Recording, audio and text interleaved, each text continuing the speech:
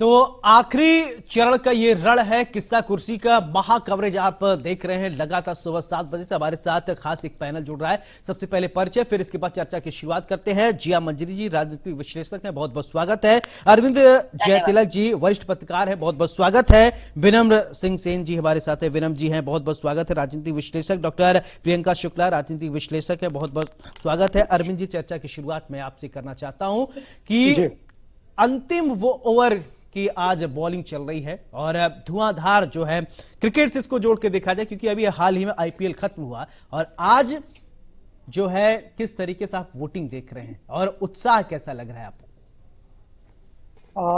बिल्कुल जो है जो मतदाता हैं उनका उत्साह बना हुआ है। जिस तरह से वो बाहर निकल रहे हैं और लगभग 40% जो है 1 बजे तक मतदान बताया जा रहा है, तो यह एक शुरुआत है और ये माना जा रहा है कि लगभग जो है 60-62% तक यह जा सकता है। और मतदाताओं का उत्साह जो है कहीं न कहीं जो है जो हमारी लोकतांत्रिक व्यवस्था है उसको मजबूत ही करती है। और 70 साल के आजादी के दरमियान आप देखिए कि भारतीय जनमानस जो है किस तरह सरकारों का निर्वाचन करके भारतीय लोकतंत्र की जो रीढ़ है उसको काफी मजबूत किया है और देश दुनिया में भारत के लोकतंत्र की खूब सराहना भी होती है। आपने सही कहा कि अब ये जो अंतिम ओवर है, अंतिम बॉल भी शाम 6 बजे तक हो जाएगा। मुझे लगता है कि जिस राजनीतिक दल ने, और चाहे वो सत्ताधारी हो विपक्ष हो, जनता के बीच रहा है, जनता की कसौटी पर खड़ा रहा है, जनता के काम को जो है अंजाम तक पहुंचाया, निसंदेह उसे जो है बढ़त मिलेगी और वह जीत का जो है वो सुगंधियों से वो भरपूर होगा। बिल्कुल। लेकिन सवाल ये उठता है कि क्या ये जो मौजूदा जो सरकार है, क्या उसको जो उस ढंग से स्वीकार्यता मिलेगी जो 2019 में मिली थी, या विपक्ष ने जो सवाल उठाया है क्या उस सवाल को लेकर के जनता के बीच कोई नैरेटिव बना है, या सरकार के खिलाफ जो है कोई कुछ इस तरह का जैसा कि विपक्ष दावा कर रहा है, क्या वो स्थिति बनती हुई दिख रही? इसका जो है काफी कुछ हद तक 4 तारीख को ही जाकर के क्लियर होगा। लेकिन एक चीज स्पष्ट है कि जो जिस तरह से मतदाताओं ने आगे बढ़कर के मतदान करते हुए देखे जा रहे हैं, और दूसरी चीज यह कि पूरी स्पष्टता के साथ आप कहीं कहीं जैसे आपके रिपोर्टर जो लोगों से पूछ रहे हैं अपने विचारों को स्पष्ट कर रहे हैं, चाहे वो सरकार के खिलाफ हो, विपक्ष के पक्ष में हो या विपक्ष के खिलाफ हो, सरकार के पक्ष में हो, कहीं ना कहीं इसका सीधा ये तात्पर्य निकलता है कि जनता के बीच जो है अपने सरकारों के कार्यों को लेकर के एक मूल्यांकन की प्रवृत्ति है और मूल्यांकन वो करके ही जो मतदान कर रहे हैं। हाँ, लेकिन इस चीज से भी इनकार नहीं किया जा सकता है कि चूंकि भारत जो है विविधतापूर्ण समाज में बटा हुआ है, कई जातियां हैं, कई पंथ हैं, धर्म है, मजहब है, उसका भी अपना एक रोल रहा है। विशेष रूप से जब हम पूर्वांचल की ही बात करें तो ये जातियों का खौलता हुआ कुंड कहा जाता है। और यहाँ पे जातियां जो है किस तरह से जो है अपने नीतिगत कार्यक्रम को किसी पार्टी का या विचारधारा से अलग हट करके अपने जाति के लोगों को चुनती है, वह भी एक फैक्टर महत्वपूर्ण रहा है। यही वजह आप देखते होंगे कि किस तरह से राजनीतिक दल जो है जातियों की गिनती करते हैं, जाति जनगणना की बात करते हैं, किस तरह से जाति फैक्टर के आधार पे उम्मीदवारों का चयन करते हैं। तो ये कई ऐसे चीजें हैं। लेकिन मेरा मानना है कि बावजूद इसके अगर अपना जो है जो सरकार की जो नीतियां हैं, जो उसकी कल्याणकारी योजनाएं हैं, अगर जनता तक पहुंचाती है तो निसंदेह जो है उसका लाभ जनता को भी मिलेगा और प्रतिफल में जो है उसे उसका वोट शेयर भी मिलेगा। बिल्कुल। विनम्र सेन जी, मैं आपसे 2 सीटों का पहले विश्लेषण चाहूंगा। एक तो वाराणसी, जहां पर प्रधानमंत्री नरेंद्र मोदी 2 बार से सांसद है, तीसरी बार हैट्रिक लगाने वाले हैं, या लगाएंगे या नहीं अभी हम तो नहीं साफ करेंगे। दूसरी तरफ से गोरखपुर की अगर बात कर ले, चलिए आप लोगों को रोकूंगा। मैं आऊंगा विनम्र जी। एक तस्वीर, खास तस्वीर है प्रधानमंत्री नरेंद्र मोदी की, कन्याकुमारी से तस्वीर दिखा दी दर्शकों को, फिर इसके बाद मैं चर्चा पे आता हूं। तो ये आप कन्याकुमारी की तस्वीर देख रहे हैं। देखिए, जैसे ही मैंने सवाल पूछा वाराणसी से प्रधानमंत्री नरेंद्र मोदी भी प्रकट हो गए हैं। ये कन्याकुमारी, तो ये आप देख रहे हैं कि कन्याकुमारी की आप तस्वीर देख पा रहे हैं। और जैसे कि सुबह से ही मतदान जारी है और जैसे 2 सीटों की हमने जब चर्चा की है, चलिए वो बात कंप्लीट करता हूं, फिर इसके बाद अपने खास पैनल के साथ इस पर चर्चा कर लेंगे। ये प्रधानमंत्री नरेंद्र मोदी की तस्वीर आप देख लीजिए कन्याकुमारी की। चले विनम्र जी, देखिए जैसे ही मैंने प्रधानमंत्री नरेंद्र मोदी के बारे में जिक्र करना शुरू किया, प्रधानमंत्री नरेंद्र मोदी लाइव आ गए थे। ठीक है, तस्वीर उन्हीं से रिलेटेड हमने दिखाया। एक वाराणसी सीट की बात कर ले, दूसरे गोरखपुर की अगर बात करें, मुख्यमंत्री योगी आदित्यनाथ का गढ़ है कैसे, और रवि किशन जो है सांसद हैं, क्या आपको लगता है कि कैसा फाइट यहां पर रहने वाला है? देखिए, इन दोनों सीटों पर चर्चा, बहुत सार्थक चर्चा की जा सकती है। और सार्थक चर्चा केवल एक पंक्ति में की जा सकती है कि आप, हम, विपक्ष सब ये बात जानते हैं कि इन दोनों सीटों पर कोई लड़ाई या चर्चा की गुंजाइश नहीं है। इन दोनों सीटों पर बात केवल इतनी होनी है कि मार्जिन कितना होगा जीतने वाले प्रत्याशी का। जो जीतने वाले प्रत्याशी होंगे, एक बनारस में नरेंद्र मोदी और गोरखपुर में रवि किशन जी। गोरखपुर सीट के हिसाब से अगर ये चर्चा की जाए, नरेंद्र मोदी का बड़ा व्यक्तित्व है, विश्व भर में एक बड़ी छवि है उनकी, तो वो अपने नाम पर जीतेंगे। रवि किशन गोरखपुर की सीट, ये भारतीय जनता पार्टी से लेकर के गोरखपुर की जनता तक इस बात की साक्षी है कि योगी आदित्यनाथ के पहले योगी महंत अवैधनाथ, या महंत अवैधनाथ के पहले महंत दिग्विजयनाथ, मठ यानी पीठ, गोरखनाथ मंदिर जिस प्रत्याशी को आशीर्वाद देता है, वो प्रत्याशी, या जब मंदिर से कोई खड़ा होता है तो मंदिर का प्रत्याशी, अन्यथा जिस प्रत्याशी को मंदिर का आशीर्वाद मिलता है वही चुनाव जीतता है गोरखपुर में। उसके अलावा विधानसभा और लोकसभा दोनों में मठ के खिलाफ जाकर कोई आज तक चुनाव जीता नहीं। तो रवि किशन तो मठ के चहेते प्रत्याशी हैं, योगी आदित्यनाथ के बहुत प्रिय प्रत्याशी हैं। उनके साथ भी केवल हमको यही देखना है कि वो कैसे, कितने मतों से जीत सकते हैं। लेकिन ये दो सीटें चुनाव, इस उत्तर प्रदेश के अंतिम चरण के चुनाव के मद्देनजर बड़ी महत्वपूर्ण इसलिए है कि ये सीटें अपने जीत और हार की संकट नहीं है, ये सीटें अपने अगल बगल कितना प्रभाव डाल पाती है। जैसे महेंद्र पांडे और वीरेंद्र सिंह का जो चंदौली में लड़ाई चल रही है, उस पर वह कितना प्रभाव डालती है। जैसे बनारस से गाजीपुर बहुत नजदीक है, गाजीपुर में अफजाल अंसारी को क्या मोदी का प्रभाव हरा पाता है क्या? पारसनाथ राय जैसे अननोन पर्सनालिटी वहां पर मोदी के नाम पर ही बनारस में मोदी लड़ रहे हैं, उसके प्रभाव के नाते जीत पाते हैं क्या? जैसे गोरखपुर से बगल की सीट महाराजगंज है, जैसे पंकज चौधरी वहां पर मतलब केंद्र में मंत्री रहे, राज्य मंत्री रहे, वित्त राज्य मंत्री। कमलेश पासवान लड़ रहे हैं बांसगांव सीट से, या देवरिया से एक मणि जी लड़ रहे हैं। इन सीटों पर योगी आदित्यनाथ का और नरेंद्र मोदी का अपने आसपास की सीटों को चुनाव जिता करके ले जा सकते हैं। चलिए, बिल्कुल विनम जी, दो ऐसे शख्सियत की नाम मैंने लिया और माना जा रहा है वो जीतेंगे। जिया मंजरी जी, मेरा सवाल अब आपसे, देखिए सिर्फ बीजेपी की बात नहीं होगी चर्चा में, अब इंडिया की भी बात होगी, एनडीए की बात नहीं होगी। अब हम बात कर लेते हैं इंडिया गठबंधन की, नहीं तो मामला बैलेंस नहीं बन पाएगा। इंडिया गठबंधन को कैसे आप देखती हैं? देखिए, इंडिया गठबंधन के जो मुद्दे हैं, मुझे लगता है कि बहुत चैलेंजिंग मुद्दे नहीं दे पाए हैं अभी तक। एक अच्छा विपक्ष होने के नाते जिस भी प्रकार के मुद्दे उन्हें रखने चाहिए, उस प्रकार के मुद्दे वो नहीं रख पाए।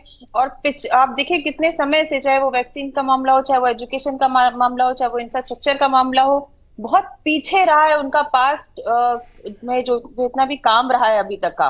उसके अनुसार अगर हम करंट गवर्नमेंट देखें तो उन्होंने काफी अच्छी परफॉर्मेंस दी है। उस परफॉर्मेंस में युवाओं के लिए भी बहुत सारी सीखो कमाओ योजना होगी, बहुत सारी ऐसी योजनाएं लाई गई, गरीबों का ध्यान रखा गया, जहां अभी भी मुफ्त राशन दिया जा रहा है गरीबी से नीचे के लोगों को, जो कि पहले कभी नहीं हुआ था। तो इस प्रकार की जो चीजें हैं, मुझे लगता है कि एक स्ट्रॉन्ग विपक्ष के रूप में इंडिया अलायंस नहीं उभर पाई और बहुत अच्छे मुद्दे नहीं ला पाई है। अब हम बात करते हैं अगर राजभर की और अनुप्रिया पटेल की पार्टी की, अपना दल की, तो देखिए ये भी पहले भी अलायंस में थे, और अब जबकि एक ओपी राजभर जी जब विपक्ष में थे, अब वो पक्ष में आ चुके हैं, उनका बेटा खुद बीजेपी से इलेक्शन लड़ रहा है। तो कहीं ना कहीं वो भी इंडिया अलायंस को कमजोर करता दिखाई दे रहा है। जी बिल्कुल। प्रियंका शुक्ला जी, मेरा सवाल आपसे, देखिए जिस तरीके से अब मतदान प्रतिशत की बात करें, वाराणसी में अभी लगभग 40% मतदान हुए हैं, और वहीं मिर्जापुर की अभी बात कर रही थी जिया जी, 41% तक मतदान हो गए हैं, अभी बढ़ेंगे। मतदान प्रतिशत अभी पहले की कंपैरिजन में कुछ कम हुए हैं, और वोटर्स थोड़ा घर से कम निकल रहे हैं। क्या लगता है कि वजह गर्मी एक फैक्टर है या कुछ और फैक्टर है?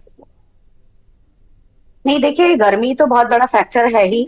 आज ही पता चला, देखिए कई जगह पर कई जो है मृत्यु की घटनाओं का सुनने में आई है कि वोटर्स की भी डेथ हो रही है, और मतदाता भी वहां पर कुछ बुजुर्ग एक व्यक्ति हैं, गाजीपुर में भी एक 49 ईयर्स का कोई था शायद, उसकी डेथ हुई, और जगह पर भी कई यंग भी लोग जा रहे हैं और बुजुर्ग लोगों की भी डेथ हो रही है। तो गर्मी तो एक बहुत बड़ा फैक्टर है ही, चुनाव आयोग को इस पे विशेषकर ध्यान देना चाहिए। और कहीं ना कहीं ये जो चुनाव पर इफेक्ट डाल रहा है वो, उसके लिए मैं बस यही कहना चाहूंगी कि चुनाव आयोग को अगर वाकई में एक बहुत सुव्यवस्थित तरीके से, एक बहुत अच्छे मार्जिन के साथ चुनाव कराने हैं, तो एक बहुत अच्छी एक व्यवस्था बनानी होगी, एक तरीकों पर चुनाव को लड़वाने का एक तरीका बनाना होगा। क्योंकि इस तरीके से वोटर्स निकलते हैं तो क्या है, सुन रहे हैं ना, मान लीजिए न्यूज में आया, लोगों ने सुना कि वहां पर इतने लोगों की डेथ हो गई या ऐसे हो गया या ऐसे लोग बेहोश हो गए,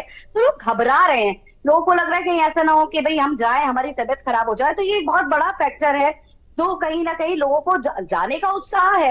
एक बुजुर्ग महिला 85 इयर्स की मैं देख रही थी, वाराणसी में चुनाव डालने के लिए गई हुई थी, और बहुत अच्छा वो गीत भी वो गा रही थी, एक न्यूज चैनल में मैंने देखा, तो बड़ा अच्छा लग रहा था कि उत्साह से जा रहे थे। लेकिन इसी बीच में अगर कोई घटना और दुर्घटना हो जाती है, इसी में मैं आपको एक और चीज ऐड कर देता हूं। हमारे चैनल हेड अरविंद चतुर्वेदी जी एक रिपोर्ट वाराणसी से भेजे थे। एक ऐसे व्यक्ति जो कि बीमार है, उनको याददाश्त उनकी कमजोर हो गई, लेकिन उनको नरेंद्र मोदी याद है, उनको ये याद है कि नरेंद्र मोदी को वोट करना है। ये भी एक अलग तस्वीर वाराणसी से आज निकल कर सामने आई है।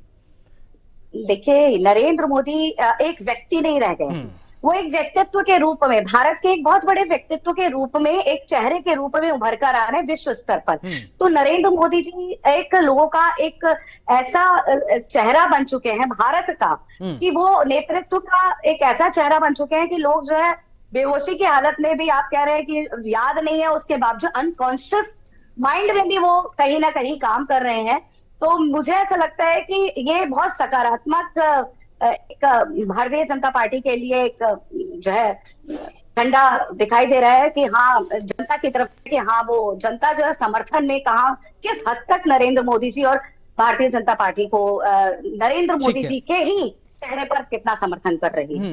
जी अरविंद जी, एक सवाल अब ये हो जाता है कि 400 वर्सेस व्हाट, कि एक तरफ इंडिया गठबंधन के बारे में कोई स्पष्ट नहीं है, लेकिन एनडीए वाले साफ कह रहे हैं अब की बार 400 पार, तीसरी बार मोदी सरकार। आपने भी कई विश्लेषण किया है और मैं आपका विश्लेषण पढ़ रहा था, थोड़ा बताएं कि 400 की जो हम आंकड़े की बात कर रहे हैं, अभी कुछ 6 बजे के बाद आप देखेंगे तमाम चैनल जो है, खबरी चैनल जो है वो एग्जिट पोल लेकर आ जाएंगे। हम आपको क्या लगता है?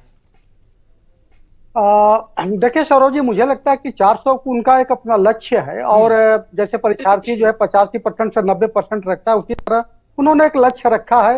और वो लक्ष्य इस अर्थ में भी रखा है कि थोड़ा विपक्ष को भी हतोत्साहित किया जा सके और अपने कार्यकर्ताओं को उत्साहित किया जा सके। तो यही उनका एक लक्ष्य है। अब वो संकल्प जो है वो सिद्धि के रूप में हो पाता है नहीं, यह तो हम लोगों को 4 जून को पता चलेगा। लेकिन मेरा मानना है कि कोई भी एक राजनीतिक दल जो दूरदर्शी होता है, जो भावनात्मक रूप से अपने कार्यकर्ताओं को जोड़ना चाहता है, उत्साहित करना चाहता है, उसे एक बड़ा लक्ष्य रखना पड़ता है। और भारतीय जनता पार्टी जो है, आपने देखा कि मोदी जी किस तरह से कहते भी सुने गए थे कि मैंने जो लक्ष्य रखा उसी में विपक्ष जो उलझ करके रह गया। यानी उनकी जो एक अपनी एक रणनीति थी, और जो अपने अखाड़े में विपक्ष को खींच लाने की, उसमें वो कामयाब होते हुए दिखे। बाद में जो है विपक्ष भी कहते हुए सुना कि हम भी 300 के पार जा रहे हैं, हम भी जो है सरकार बनाएंगे, वो सारी चीजें। लेकिन मेरा मानना है कि देखिए 400 लक्ष्य बहुत बड़ा लक्ष्य है, विशेष रूप से उस अर्थ में जब आप जो है दक्षिण भारत की 130 सीटों में 30 सीट आप 2019 में पाए थे। और दूसरी महत्वपूर्ण चीज की कई ऐसे राज्य हैं जहां पर अभी आपको अब किला फतह करना है, जैसे आपका केरल है, अभी पंजाब है, पश्चिम बंगाल में तो आपने कभी लगभग आधी दूरी जो है तय कर ली है। तो मेरा मानना है कि 400 का लक्ष्य, देखिए राजनीति में कुछ भी असंभव नहीं है, पार भी कर सकती है। लेकिन मेरा जो अनुमान है कि जो एनडीए गठबंधन है 360-65 तक जाएगा, भारतीय जनता पार्टी जो है 317, 18, 20 तक, मेरा आकलन हो सकता है, गलत हो सकता है, अलग बात है। हाँ, लेकिन एक चीज तय है कि आप जो आदरणीय जिया मंजरी जी कह रही थी कि नहीं, उत्तर प्रदेश में विपक्ष जो है एक जो विरोध का प्रस्तावना जो है वो बड़ा खींचने में नाकामयाब रहा, यह सही चीज है। मुझे लगता है कि चाहे वो जाति समीकरण के हिसाब से देख लीजिए, या जो मुद्दों को उछालने की होती है बात, वो अभी उछालने में विफल रहा। ये उन्हीं मुद्दों को बल्कि पकड़ने की कोशिश किया जो भारतीय जनता पार्टी ने जो रखा। अब देखिए, कोई भारत का नागरिक अच्छी तरह जानता है कि कोई भी देश की सरकार जो है संविधान में परिवर्तन नहीं कर सकती है। वो अभी वह सरकार जो 10 साल लगातार सत्ता में रही, 370 पे जैसे जो है महत्वपूर्ण निर्णय लिया, नोटबंदी जैसे सवाल को उसने जो है सामने लाया लोगों के, फिर इसके बाद किस तरह से जीएसटी को उसने लागू किया। वो चाहती तो बहुत कुछ फेर बदल कर सकती। तो ये जो नैरेटिव गढ़ने की विपक्ष की तरफ से कोशिश हुई, बेहतर होता है कि वो महंगाई के मसले पे, बेरोजगारी के मसले पे या अन्य और मसले पर जो है अब जद्दोजहद कर सकते थे, एक जनता के बीच जो है उस मुद्दे को बड़े आयाम पर रख सकते थे। लेकिन मुझे लगता है कि वह जो है अब आप ही देखिए, जैसे कि बिहार में ही तेजस्वी यादव जो है किस तरह से मछली खाते हुए, मुझे लगता है कि गंभीर राजनीति का जो है ये द्योतक नहीं है। अगर आपको अगर सियासत करनी है तो आपको जो है थोड़ी गंभीरता दिखाना होगा। जी जी, मेरा एक सवाल आपसे, उत्तर प्रदेश में कैंपेनिंग की अगर हम बात करें, शुरू से बड़े बड़े नेता, चाहे वो मुख्यमंत्री योगी आदित्यनाथ हो, दोनों डिप्टी सीएम हो, केशव प्रसाद मौर्य, ब्रजेश पाठक, हमेशा आप सुनते आए होंगे कि यूपी में 80 के 80 सीटें लेकर आएंगे और आज 13 सीटों पर और मतदान है। क्या लगता है कि उत्तर प्रदेश में एक तरफ समाजवादी पार्टी, बहुजन समाजवादी पार्टी, अन्य जो दल हैं, और एक तरफ बीजेपी, क्या बीजेपी ने जो टारगेट सेट किया है 80 के 80, आपको क्या लगता है? देखिए, सबसे पहले आएंगे हम समाजवादी पार्टी पे। समाजवादी पार्टी का एक वोटर हुआ करता था Yadav vote bank. Yadav vote bank को जिस तरीके से मोल्ड किया गया है, मध्य प्रदेश में जो नवनियुक्त मुख्यमंत्री है मोहन यादव जी, उन्होंने कई बड़ी रैलियां करी इस बार उत्तर प्रदेश में और इसका काफी असर देखने को मिला है। तो एक यादव मुद्दा, एक कृष्ण जन्मभूमि मुद्दा, एक तरीके से आप देखें, इसको जोड़ करके देख सकते हैं। कहीं ना कहीं यादवों की भी आस्था अपने आराध्य के प्रति है और उसके लिए जब बीजेपी काम कर रही है और वो यादवों को आगे भी बढ़ा रही है, अपने यहाँ पे जगह जगह पर उनको मुख्य सीट दे रही है, मुख्य चेहरे बना रही है, तो आप, मुझे लगता है कि एक वो वोटर बहुत ज्यादा इफेक्ट होगा इस बार। यादव वोट्स काफी ज्यादा मुझे लगता है बीजेपी के खेमे में आने वाले हैं इस बार। दूसरी बात हम करते हैं कि जैसे कि 80 की 80, तो देखिए बीजेपी यूपी में काफी स्ट्रांग रही है। कुछ एक हिस्से अगर हम बात कर ले तो जैसे कि आपका मान लीजिए आपका, चले जिया जी, मैं आपके पास आऊंगा और विश्लेषण आपका दर्शकों तक पहुंचाऊंगा। इंडिया गठबंधन की ये तस्वीर आप देखिए, अखिलेश यादव को आप देख पा रहे हैं और दिल्ली में कुछ ही देर में ये दिल्ली, तो इंडिया गठबंधन के बैठक में शामिल होने के लिए दिल्ली पहुंचे हैं अखिलेश यादव। ये दिल्ली की तस्वीर, सीधी तस्वीर आप देख रहे हैं। चलिए ठीक है, जिया जी आप अपनी बात कंप्लीट कीजिए, आपकी बात जो है बीच में रुक गई थी, आप कंप्लीट कीजिए। जी देखिए, आप अभी भी देख रहे हैं कि जैसे कि चुनाव चल रहा है और इंडिया गठबंधन अचानक से ऐसी आनंद फानंद में एक मीटिंग बुला रहा है अपनी और बात कर रहा है, तो उनको कहीं ना कहीं ऐसा लग रहा है कि प्लान फेल हो रहा है, प्लान उस तरीके से उतना अच्छा परफॉर्मेंस नहीं दे रहा है। तो मुझे लगता है कि 80 के 80 आ पाए या नहीं आ पाए, लेकिन लगभग 70% सीट्स तो बीजेपी ला ही रही है। बिल्कुल, कुछ एक आधा सीट्स जो जाएंगी उसके लिए वहां के जो स्थानीय लोग हैं, जो स्थानीय चेहरे हैं, उनका कितना वर्चस्व है, उसके कारण वो सीटें वो जीती जा सकती हैं। लेकिन इंडिया गठबंधन इतना स्ट्रांगली, जितना स्ट्रांगली काम कर सकता था वो नहीं कर पाया। जैसे कि 1 लाख रुपए मतलब हर सिटीजन के अकाउंट में वो डालेंगे, इस प्रकार का जो लक्ष्य रखा उन्होंने, लोग भी जानते हैं कि ये इतना संभव नहीं है। तो इस प्रकार की असंभव प्रकार की जो चीजें उन्होंने बताई वो बड़ी हास्यास्पद रही और विपक्ष के रूप में वो विफल रहे। चले विनम्र जी, मेरा एक सवाल आपसे, मिर्जापुर सीट पर हम चर्चा करेंगे। अनुप्रिया पटेल केंद्र में मंत्री भी हैं और उनके सामने रमेश चंद्र बिंद जी हैं। आपको क्या लगता है कि अनुप्रिया पटेल का जो कद है और ऊंचा होगा, या मिर्जापुर की सीट को कैसे देखते हैं, क्योंकि बिंद कॉरिडोर भी वहां बन रहा है, मां विंध्यवासिनी का आशीर्वाद किसको मिलने जा रहा है? देखिए, इस बात को कोई अन्यथा न ले आपके दर्शक या मैंने आपके टीम के लोग, लेकिन मेरे ख्याल से, मेरे विश्लेषण के हिसाब से अनुप्रिया पटेल का कोई कद ही नहीं, ओम प्रकाश राजभर का कोई कद नहीं। इन लोगों के कद का निर्माण भारतीय जनता पार्टी ने किया। अगर आप निष्पक्ष होकर देखिए इस बात को, तो अनुप्रिया पटेल की पार्टी, जो मुझे ध्यान नहीं आ रहा है नाम इस समय, अपना दल, हाँ अपना दल, जी, अपना दल और अपना दल है। सोनेलाल पटेल जी जब तक जीवित थे, एक विधानसभा की सीट पाते कभी रह जाते थे, कभी पा जाते थे। ओम प्रकाश राजभर जब तक भारतीय जनता पार्टी से समझौता नहीं किए थे, पीला रंग का गमछा तो जरूर पहनते थे, लेकिन उनकी शादी कभी हल्दी नहीं लग पाई थी उनको, कभी विधानसभा का सपना पूरा नहीं हो पाया था। इन लोगों के सपने को साकार करने वाली पार्टी भारतीय जनता। आप ही के चैनल पर सवेरे मैं देख रहा था Uttar Pradesh news India news Uttar Pradesh पर, कि वो कह रही थी अब अनुप्रिया पटेल जी कि मैंने इतना काम किया है मिर्जापुर में कि जनता मुझे वोट देगी। एक उसमें अहंकार की खुशबू आ रही थी। मुझे ऐसा लगता है कि अगर मोदी का ये मैजिक न चलता और योगी आदित्यनाथ के काम का डंका न बज रहा होता, तो अनुप्रिया पटेल को भी ये पता चल जाता कि उन्होंने कितना काम मिर्जापुर में किया है और किसके भरोसे वह चुनाव।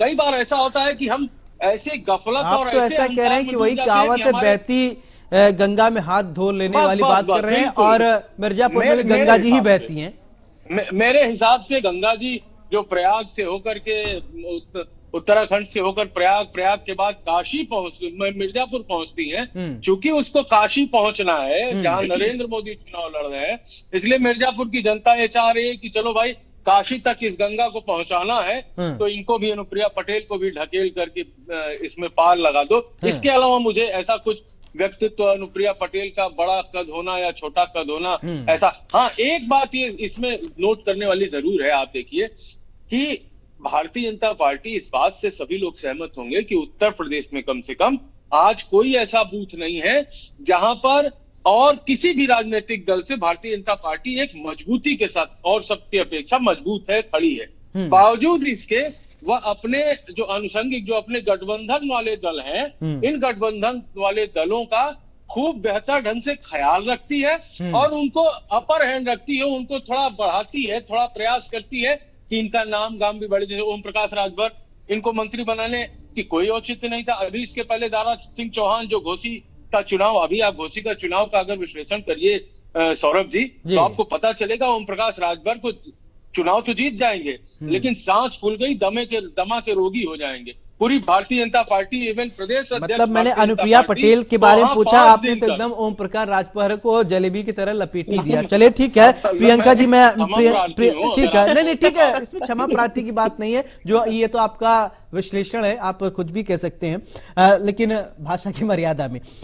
डॉक्टर प्रियंका जी, मेरा सवाल आपसे, देखिए ओम प्रकाश राजभर की बात आई तो अभी बीच में हमारे चैनल ने दिखाया, तो ओम प्रकाश राजभर ने एक अपने कार्यकर्ताओं को उत्साहित करने के लिए अति उत्साहित कर दिया। उन्होंने कहा कि पीला गमछा पहन के आप चले जाना, अगर कोई भी अधिकारी नहीं सुनता होगा, उस पीले गमछे को देखने के बाद मेरा चेहरा उसको दिखाई देगा। लेकिन एक कार्यकर्ता भूल के चला गया, फिर उसकी दुर्गति हो गई।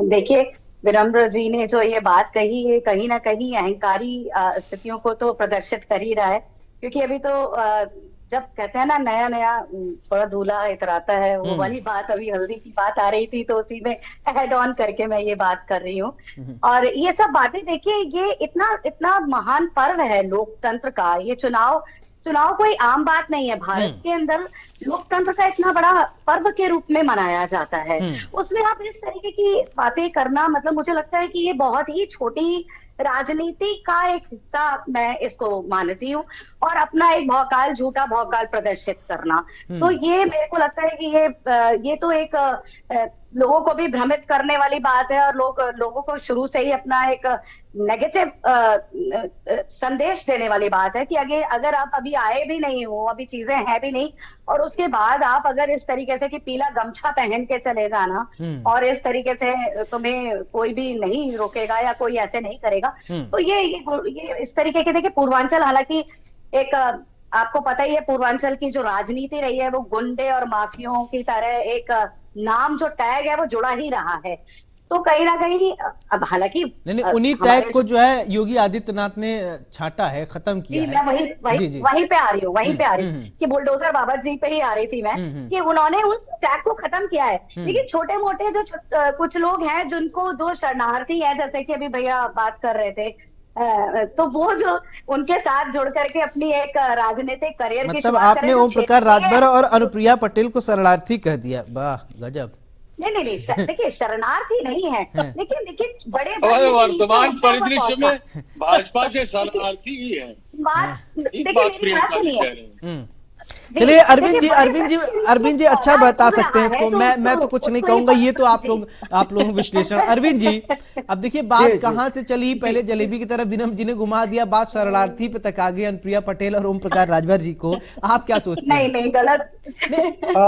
सौरभ जी, मेरा मानना है कि राजनीति में दो तरह के नायक होते हैं, एक जननायक होता है, एक जाति नायक होता है। जी जी जी। और जातियां जो है अपने अपने लोगों के बीच में से किसी को एक जो प्रतिनिधियात्मक चेहरा बनाती है, और ओम प्रकाश राजभर हो, अनुप्रिया पटेल हो, या आज की तारीख में जयंत चौधरी जी को भी कह सकते हैं, ये लोग उसी तरह के चेहरे हैं। और मुझे लगता है कि लोकतंत्र की एक खूबसूरती भी है कि ऐसे चेहरों को जो है एक प्लेस मिलता है, और मुझे लगता है कि मिलना भी चाहिए। और रही बात अनुप्रिया पटेल जी की, तो मैं देख रहा था कि लगभग जो है 6 लाख के आसपास वोट जो है 2019 के चुनाव में पाई थी।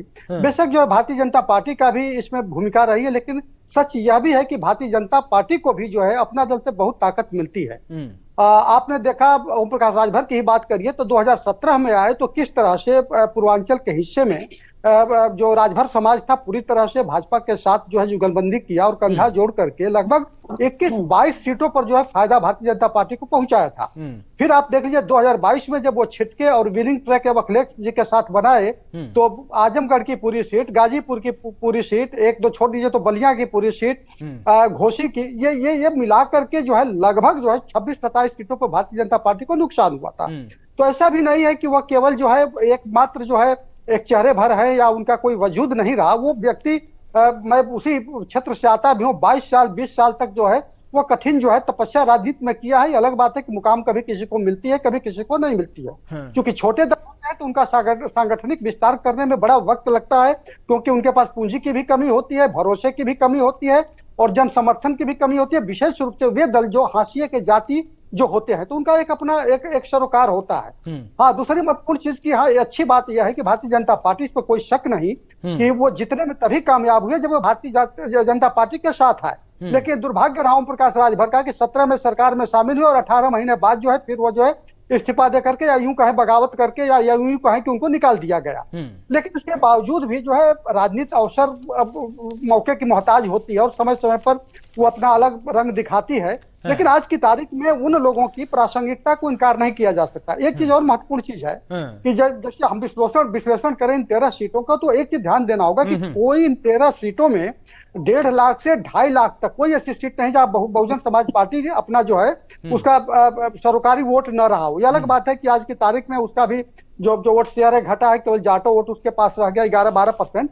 तो उसकी अपनी एक भूमिका है, और मुझे लगता है कि भारतीय जनता पार्टी का जीत का बहुत कुछ क्षेत्रों में, विशेष रूप से जैसे चंदौली आपका है, फिर आपका घोसी है, गाजीपुर है, ये कुछ 3-4 सीटें ऐसे हैं जहां पे बहुजन समाज पार्टी जो है उसकी भूमिका को भी जीत हार में देखना बड़ा जरूरी हो जाता है, क्योंकि काफी कुछ उस पर भी निर्भर करता है। जैसे गाजीपुर की ही बात लें, वहां पे बहुजन समाज पार्टी ने, बिल्कुल अरविंद जी, आप, मुझे लगता है कि आप साइकोलॉजी की भी जानकार। मेरा अगला सवाल यही होना था कि हम बहन जी को भूल रहे हैं। बीएसपी को इतने चर्चे में, इतनी देर से बीएसपी की चर्चा कोई नहीं कर रहा था। बहन जी भी सोच रही हैं हम कहाँ हैं, और आप लेकर आए बहन जी को, बहुत बढ़िया है। ठीक है, बीएसपी को अगर देखिए, बहन जी मायावती कहां खड़ी पा रहे हैं आप, वो कहां है? एक समय ऐसा था कि मायावती के नाम का तूती बोलता था। उत्तर प्रदेश में आपने देखा उनकी सरकार रही, लेकिन अचानक से बहन जी जो है मुख्य धारा से कटती गई।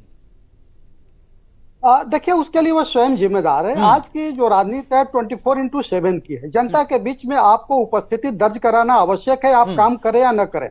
आप जब लोगों के बीच जाएंगे तो आपकी स्वीकार्यता बनी रहेगी, ग्राह्यता बनी रहेगी, लोगों को जो भरोसे का संकट है वो हमेशा दूर रहता है। लेकिन बहन जी जिस तरह से बदलते दौर में, जहां इंस्टाग्राम है, फेसबुक है, ट्वीट है, या जो लोगों के साथ संवाद के अन्य जो प्लेटफॉर्म हैं, उससे अगर आप इतने दूर हो जाएंगे तो स्वाभाविक रूप से वो आज का जो युवा है जो इन सब चीजों को फॉलो कर रहा है, तो वो आपसे दूर होता चला जाएगा। दूसरी महत्वपूर्ण चीज की, आपके साथ जितने लोग थे जो कांशीराम जी के समय बहुजन समाज पार्टी जो 14 अप्रैल 1984 को स्थापित हुई, उस जमाने के वो सारे लोग वो किनारे चले गए, या तो सपा में चले गए, या भाजपा में चले गए, या अन्य पार्टियों में चले गए।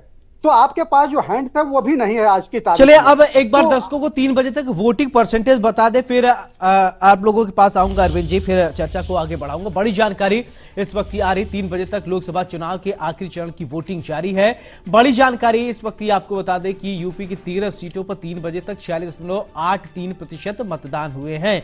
तो 46% 3 बजे तक मतदान हुए। वाराणसी की अगर बात करें तो अब तक 48% से ज्यादा मतदान हो गया। गोरखपुर में 44.69% मतदान हुआ है। वहीं अगर बात करें गाजीपुर की तो 3 बजे तक 46.13% मतदान हुआ है।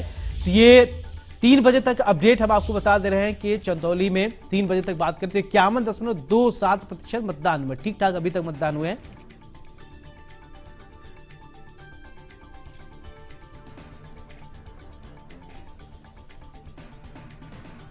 तो कैबिनेट मंत्री संजय निषाद से हमारे सहयोगी ने बातचीत की है। क्या कुछ उन्होंने कहा, चलिए आपको सुनवाते हैं।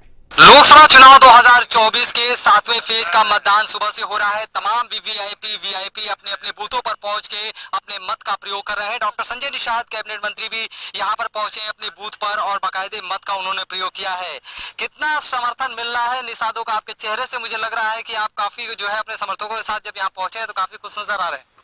सुबह ही जब पता चल गया कि 7 पार्टी के सभी कार्यकर्ता भारतीय जनता पार्टी के साथ हैं और कोई समाज अब गुमराह नहीं हो रहा, रास्ते पर है, और जिसके लिए हम सड़क से सदन तक आंदोलन किया, उनकी समाज ने जो अपनी समस्याओं के समाधान के लिए पार्टी बना रखा था, तो वो आज उस पार्टी मोदी के साथ खड़ा है, योगी के साथ खड़ा, तो समाज भी उनके साथ खड़ा। और जिस समाज की चिंता मोदी योगी खुद करते हों तो समाज उनके साथ खड़ा और समाज का वोट पूरा पड़ रहा। और यहाँ राष्ट्र का चुनाव है। खुशी इस बात का है कि जब एक वही वोट है प्रधान को देते हैं तो एक चेहरा देखते हैं, जब जिला पंचायत देखते हैं, और जब विधानसभा के कानून के लिए देखते हैं, प्रदेश के विकास के लिए देखते हैं और क्षेत्र के। लेकिन जब लोकसभा का चुनाव होता है तो ये राष्ट्र के मामला है। राष्ट्र में किस दुनिया में कौन सी पहचान है, जन कल्याणकारी नीतियाँ, तो उसकी वजह से। और देखो, और जिले तो यहाँ जिले में योगी जी हैं और राष्ट्र में मोदी जी। साफ तौर पर कहा है कि यहाँ पर मत करने हम पहुंचे हैं और हमारी जनता का, हमारे समुदाय का पूरा समर्थन मिल रहा है। चलिए, हमारे साथ एक खास पैनल लगातार जुड़ा हुआ है और बातचीत हम कर रहे हैं। अरविंद जी, मेरा सवाल आपसे, देखिए आपकी बात बीच में अधूरी रह गई थी। जिस मायावती के बारे में कभी लोग सोशल इंजीनियरिंग की बात कर रहे थे, आज उन्हीं मायावती के लिए आप कह रहे हैं कि सोशल मीडिया से वो कटी हुई है। Instagram, reel, Twitter, WhatsApp, Facebook, इन चीजों से वो इतना सरोकार उनका नहीं है, जिस वजह से वो मुख्य धारा से कटी हुई। अपनी बात को कंप्लीट कीजिए अरविंद जी। हाँ बिल्कुल, एक पक्ष तो यह भी है, दूसरा पक्ष जो एक जो पार्टी की जो नीतिगत विचारधारा होती है वह भी बहुत कुछ काउंट करती है कि भविष्य की राजनीति का सरोकार जो है आम जनता से आपका है कि नहीं है। उस अर्थ में अगर आप देखें तो बहुजन समाज पार्टी को लेकर के शुरू से ही जो है उसकी अपनी नीतियों को लेकर के कभी उसका स्पष्टीकरण नहीं हुआ, कभी वह खुल करके अपनी बात विचार को आगे बढ़ाने की कोशिश नहीं की। जो कुछ आगे जो उनके नेता थे, अगर कहीं कुछ बात को लेकर के आगे बढ़े तो उनके पांव जो है पीछे से खींच लिए गए। अब उनके भतीजे आकाश आनंद को देख लीजिए, जिस तरह से हो सकता है उनकी भाषा आक्रामक रही हो, लेकिन बावजूद इसके लोगों के बीच में विशेष रूप से जो जाटो वोट है या जो बहुजन समाज पार्टी के को चाहने वाले लोग हैं, उनमें उनकी स्वीकार्यता बढ़ रही थी। लेकिन अचानक जो है उन पर जो है विराम लगा दिया गया। तो ये बहन जी जो है जो वही स्थिति है कि एक बार जो है हेमवती नंदन बहुगुणा जी उत्तर प्रदेश के मुख्यमंत्री बने तो पत्रकारों ने पूछा कि आप कब तक जो है मुख्यमंत्री पद पर बने रहेंगे, तो उन्होंने कहा कि इंदिरा जी की एक आदत है कि कोई वृक्ष लगाती है, पेड़ लगाती है, तो बार बार उखाड़ के देखती है कि वो जमीन के नीचे कितना गया। संभवतः बहन जी भी वही देखती है कि अपने जो उनके नेता हैं जो मजबूत होता है तो उसे कमजोर करने की कोशिश करती है, अंततः उसका खामियाजा उन्हीं को भुगतना पड़ता है। तो वही ढेर सारे उसके कारण मौजूद कारण है जो बहुजन समाज पार्टी जो एक लग रहा था कि भविष्य की राजनीति, भारत की राजनीति को वो तय करेगी। लेकिन आज देखिए जो पार्टी जो है 2007 से 12 में सत्ता में रही, उसके पहले भी 3 बार मुख्यमंत्री रही, उसका विधानसभा में 403 में 1 सीट आती है। और आप देखिए 2019 में यह सही चीज है कि सपा के साथ गठबंधन को लेकर के उनका जो है अपना एक बहुत 10 सीटें जीतने में कामयाब रही। मुझे लगता है कि अगर थोड़ा वह जो है राजनीति को करीने से अगर समाजवादी पार्टी के साथ ही मिलकर के चलाई होती तो आज जो है एक बड़ी खिलाड़ी वह होती। और भारतीय राजनीति में को वो तय करने में जो अखिलेश जी तय कर रहे हैं, मुझे लगता है कि वो आगे बढ़कर के उनकी भूमिका अखिलेश जी से ज्यादा महत्वपूर्ण होगी, क्योंकि बहुजन समाज जी जैसे सोशल मीडिया की बात हुई तो विनम्र जी एक सवाल मैं सोशल मीडिया से ही रिलेटेड आपसे पूछना चाहता हूं। इस बार जो वोट प्रतिशत कम हुए हैं, पहले क्या होता था कि पन्ना प्रमुख बनाए जाते थे, लोग जाते थे, संवाद करते थे, बातचीत करते। आजकल क्या है, सोशल मीडिया के जरिए, ट्विटर, इंस्टाग्राम के जरिए या फिर वीडियो बना के वीडियो संदेश जारी कर दिए जाते। लोगों से 1-to-1 कम्युनिकेशन कम हुए हैं, उसका भी एक फैक्टर है क्या जो वोट प्रतिशत कम हुए हैं? बिल्कुल, ये जो 1-to-1 कनेक्शन या डोर टू डोर कैंपेनिंग जिसको हम कहते हैं, वो डोर टू डोर कैंपेनिंग बंद होने के नाते एक बड़ा प्रभाव पड़ा है वोट परसेंटेज कम होने का। मैं अपने गृह जनपद आजमगढ़ चुनाव में वोट देने गया।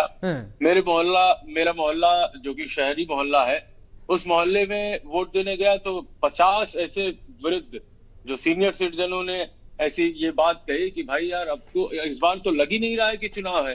कम से कम भारतीय जनता पार्टी वाले या समाजवादी पार्टी वाले या कांग्रेस पार्टी वाले या किसी राजनीतिक दल के कभी ना कभी कोई तो एक बार पर्ची पहुंचाने, कभी कोई पैम्पलेट देने, कभी कोई आग्रह करने। चुनाव के दिन तक सुबह लोग आग्रह करने जाते थे कि चलिए चाचा जी वोट डाल आइए, माता जी वोट आपका हुआ कि नहीं। इस बार वो केवल व्हाट्सएप पर संदेश के माध्यम से चला और सब लोग अपने अपने बूथ पर बैठकर सेल्फी विथ चलिए ठीक है उंगली इस तरह प्रियंका जी, ठीक है प्रियंका जी, आपको भी क्या ऐसा, ठीक है विनम्र जी, प्रियंका जी आपको भी क्या ऐसा अनुभव हुआ कि जो अभिवादन करने वाला था, राम राम नमस्कार, जो भी अपने अपने धर्म संप्रदाय के अनुसार लोग कहते थे, वो अभिवादन करने की जो परिपाटी थी वो कम हुई क्या? 1-to-1 फेस टू फेस और सीधे इंस्टाग्राम से या फेसबुक से एक वीडियो आ जा रहा है, देख लीजिए, वोट पहुंचा दिए, वोट कास्ट करिए आइएगा, और जिसकी वजह से जनता भी अब कह रही कि नहीं धूप बहुत है साहब, नहीं आएंगे, ऐसा है क्या? नहीं, बीजेपी की तरफ से तो अगर मैंने देखा तो काफी महिला मोर्चा से लेके युवा मोर्चा, मैंने काफी देखा कि उन लोगों ने इसको काफी कैंपेन किया। लेकिन और बाकी कहीं से भी कोई और पार्टीज, कांग्रेस और सपा की तरफ से मुझे कहीं भी नहीं दिखा। उनकी रेशो कम हो सकती है कि हाँ पहले वो एक सारे लोग एक्टिव रहते थे, लेकिन इस बार बीजेपी वाले भी उस तरीके से एक्टिव नहीं थे जिस तरीके से उनको होना चाहिए था। ना बीजेपी की कोई भी पार्टी नहीं थी। तो ये कहीं ना कहीं देखिए डोर टू डोर कनेक्शन का असर जो है ये बिल्कुल लोकसभा चुनाव पर इस बार पड़ रहा है। इवन सांसदों के भी बाहर कैंपेन ना करने में कुछ ऐसे सांसदों का भी आया है सुनने में कि वो लोग जनता से रूबरू ही नहीं हुए, जनता से गए भी नहीं है, पूरे 5 साल तो वैसे भी नहीं उनसे रूबरू हुए। उसके बाद चुनाव के पहले भी टिकट मिलने के बाद भी उन्होंने जनता दरबार से मतलब उन्होंने सोचा कि शायद हमारा टिकट मिल गया है तो शायद अब जनता मोदी जी के नाम पर या किसी और चीज के नाम पर सपा और कांग्रेस जो भी रहे। मुझे लगता है कि सभी के साथ ऐसा हो रहा है कि हाँ कोई भी सांसद भी जाकर के डोर टू डोर कनेक्ट नहीं हो रहा है। व्यक्ति तो पहले व्यक्ति के साथ लोगों के रहते थे कि हाँ व्यक्ति और व्यक्ति के को ये पता होता था ये हमारा बंदा है, हमें इसे वोट करना है या ये इस व्यक्ति को हमें वोट करना है। अब व्यक्ति विशेष की बात नहीं है, मुझे लगता है चुनाव में कुछ शहरों पे ही सिमट के रह गया है। वो व्यक्ति विशेष पर सांसदी का चुनाव बिल्कुल एक वक्त हुआ करता था। अरविंद जी आप देखते होंगे कि लोग आते थे, बहुत ऐसे परिवार हैं गाँव में, चाय बहुत पिलाते, किसी क्या भाई कम कम चाय तो लोग पी लेते हैं, पूछ लेते हैं, ऐसे परिपाटी हम लोग की तरफ रही है, हर जगह होता है। चाय एक उतरा नहीं मटका या जिस पात्र में बनाते दूसरा चढ़ जाता था, एक नेताजी नहीं गए नहीं दूसरे नेताजी आ जाते थे, लेकिन वो चलन जो है वो कम हुआ। चीनी चाय और चाय पत्ती ये सब चीजें लोगों की कम भले से हुई है खपत, लेकिन कनेक्ट कम हुए। अरविंद जी, अजिया जी मैं आपके पास आऊंगा जल्दी इसके बाद। हाँ बिल्कुल सरोज जी, आप सही करें कि राजनीति का सामाजिक सरोकार होता था और उस सरोकारी जीवन को लोग जो है कहीं ना कहीं जो है जब राजनीतिक वातावरण में विशेष रूप से चुनाव के दरमियान जो भली भात जीते थे, आपस में बैठ करके कन्विंस करते थे एक दूसरे को और मूल्यांकन भी करते थे कि ये पार्टी जो ऐसा काम कर रही है इसको दिया जाए न दिया जाए। कुछ लोग कन्विंस होते थे, कुछ लोगों को जो है कन्विंस करना पड़ता था, तो उसमें कहीं ना कहीं जो एक साहचर्य बना होता था गांव का, वो गांव के लोगों के बीच का सामाजिक जीवन का वो कुल मिलाकर के सामाजिकता को मजबूत करता था। बिल्कुल आज की तारीख में जो है आज देख रहे हैं कि किस तरह से व्हाट्सएप कर दिया जाता है, जैसा लगा है कि खूंटे से बंधे हुए लोग हैं, अपने अपने खूंटे पर जाएंगे और वहां पर जो अपना काम करके चले आएंगे। ठीक है, तो वो कुल मिलाकर के मुझे लगता है कि कहीं ना कहीं जो है भारतीय लोकतंत्र का जो एक सामाजिक पक्ष है उसको थोड़ा जरूर कमजोर करता है। बिल्कुल जिया जी, मैं आपके पास आ रहा हूं, लेकिन हिमाचल प्रदेश के राज्यपाल से हमारे सहयोगी ने बातचीत की है, गोरखपुर में वोट कास्ट करने आए थे, क्या कुछ उनका कहना है सुनिए पहले। हिमाचल प्रदेश के माननीय राज्यपाल महोदय आज यहाँ गोरखपुर पहुंचे हुए हैं, क्योंकि इतनी तेज धूप है और इस भीषण गर्मी में भी वो अपने मत का प्रयोग करने के लिए बूथ पर पहुंचे थे और उन्होंने संदेश भी दिया कि सबको अपने मत का प्रयोग करना चाहिए। हमारे साथ राज्यपाल जी मौजूद है। किस तरीके का संदेश आज आप देते हैं, क्योंकि इतनी ज्यादा भीड़ है उसके बाद भी जो मतदाता है वो काफी खुश नजर आ रहे हैं, आपने भी अपने मत का प्रयोग किया। देखिए, अच्छी बात है कि गोरखपुर के लोग बढ़ चढ़ करके अपने मत का प्रयोग कर रहे हैं, और जब लोग मत का प्रयोग करते हैं तो यह नहीं कि वैसे जाकर के बटन दबाने का काम कर रहे हैं, बल्कि देश के विकास के लिए बटन दबाने का काम कर रहे हैं। देश में अच्छे नेता के चुनाव के लिए बटन दबा रहे हैं। अच्छा नेता चुना जाएगा तो भारत की प्रतिष्ठा पूरे विश्व में बढ़ेगी। इस नाते उसे ही वोट दें जो भारत को आगे ले जा सके। इस प्रकार मैं लोगों से अपील करता हूं कि यह बात लेकर के, सोच कर के ही जाकर के मतदान करें, और मतदान जरूर करें। आप सही कहा आपने, क्योंकि आप इतनी दूर से केवल मत अपना देने के लिए इतनी दूर से आप आए हैं, तो निश्चित रूप से तमाम जो मतदाता है वो आपको देख करके भी घरों से बाहर निकल के वोट करेंगे। सबको वोट करना चाहिए। हिमाचल प्रदेश में भी आज वोट पड़ रहा है। मैं वहां के मतदाताओं से भी इस बात की अपील करूंगा कि वो भी आगे बढ़ चढ़ करके जो है हिमाचल के में वोट करें और अच्छा प्रत्याशी चुन करके जो है। तो भी आप सुन रहे थे हिमाचल के राज्यपाल को। जिया जी, मेरा सवाल आपसे वोट प्रतिशत को लेकर सोशल मीडिया की हम बात कर रहे थे, और सोशल मीडिया के एक फैक्टर है कनेक्टिविटी से, क्योंकि आज क्या है कि लोग हर एक व्यक्ति के हाथ में मोबाइल, लोग स्क्रॉल कर रहे हैं, देख रहे हैं, समझ रहे हैं, लेकिन 1-to-1 कम्युनिकेशन नहीं हो पा रहा है। इसको भी एक फैक्टर आप मान रही हैं? जी देखिए, उसके बहुत सारे कारण हैं। पहले बहुत सारी स्कीम्स जो चलती थी वो गांव में सरपंच के थ्रू और मंडल अध्यक्ष के थ्रू इस प्रकार से लोगों में विसर्जित होती थी। अब क्या है, सब एमएसपी हो गए, जो भी सुविधाएं होंगी वो सब सीधे खाते में जाती है डायरेक्ट। तो वो एक डिपेंडेंसी जो होती थी जिसके लिए कि लोग एक दूसरे से बात करते थे जाकर के, वो बात होना, वो संवाद होना कम हो गया है। दूसरा बात है कि सोशल मीडिया ऑफ कोर्स जिस प्रकार से डिजिटाइजेशन और डिजिटलाइजेशन हुआ है भारत का पिछले कुछ वर्षों में, सारी चीजें इंसान फोन पे बैठ कर के कहीं भी देख सकता है और जान सकता है और गूगल कर सकता है। पहले इस प्रकार की सुविधाएं नहीं थी, इंटरनेट कनेक्टिविटी उतनी अच्छी नहीं थी, हर किसी के हाथ में मोबाइल नहीं था। तो आज की डेट में संदेश भेजना बहुत इजी है, और एक भी चीज, चाहे वो अच्छी खबर हो, सही खबर हो या गलत खबर हो, सभी चीजों को फैलाना बहुत इजी हो चुका है। दूसरी बात पे मैं आती हूँ कि जन जन से संवाद। देखिए, इस चुनाव के अंदर कुछ सांस्कृतिक दल, राष्ट्रवादी दल, सांस्कृतिक संगठन, राष्ट्रवादी संगठन या फिर कुछ सामाजिक संगठनों का बहुत बड़ा रोल रहा है। जैसे कि बात कर रहे हैं कि आप पार्टी के लोग जाएं या ना जाएं, लेकिन कुछ विचारधारा रखने वाले संगठन जो राष्ट्रवादी विचारधारा रखते हैं, उन्होंने जरूर ग्राउंड पे बहुत बढ़िया काम किया हुआ है, और वो अपनी विचारधारा को लेकर के जिस भी पार्टी का समर्थन करते हैं वो जरूर पहुंचते हैं उनके घरों तक, और वो जरूर लोगों को उत्साहित करते हैं कि वो वोट दें उन मुद्दों पे जिसके जो कि राष्ट्रवादी हो, जो कि धार्मिक हो, जो कि सांस्कृतिक हो। जी ठीक है। विनम्र जी, एक सवाल मेरा आपसे कि वोट प्रतिशत को लेकर हम बात कर रहे थे, अब आपको क्या लगता है कि 6 चरणों में मतदान जो हुए हैं, 7वें चरण में क्या लगता है कि रिकॉर्ड टूटेंगे या उसी तरीके से बरकरार रहेंगे, कमी वोट प्रतिशत रहेंगे? अब अभी तक जो वोट परसेंटेज के आंकड़े हैं 3 बजे तक के आपके, उसके अनुसार तो लगता है कि पिछले 6 चरणों के आंकड़ों से थोड़ा बेटर रहेगा। अब अंतिम समय ये रुक ना जाए तो अलग बात है, वरना अभी तक के आंकड़े तो ये बता रहे हैं कि थोड़ा बेटर रहना चाहिए और पिछले चरणों के आंकड़ों से जी। तो इस दृष्टि से देखें तो जरूर रिकॉर्ड तोड़ेगा। लेकिन स्थिति विपरीत है। लेकिन स्थिति विपरीत है। पिछले चरणों में गर्मी कम थी, इस 7वें चरण में गर्मी और नौतपा इसको कहते हैं। तो नौतपा का ये मेरे ख्याल से आखिरी दिन या सेकंड लास्ट डे है। तो सेकंड लास्ट डे है। तो इस नौतपे में वोटिंग परसेंटेज और बढ़ना, यानी अगर 60% वोटिंग हो, 70% हो, तो उसमें 10% और जोड़ लेना चाहिए कि इतनी वोटिंग हो सकती थी। चलिए ठीक है। प्रियंका जी, आप क्या सोचते हैं वोटिंग प्रतिशत को लेकर शाम 6 बजे तक?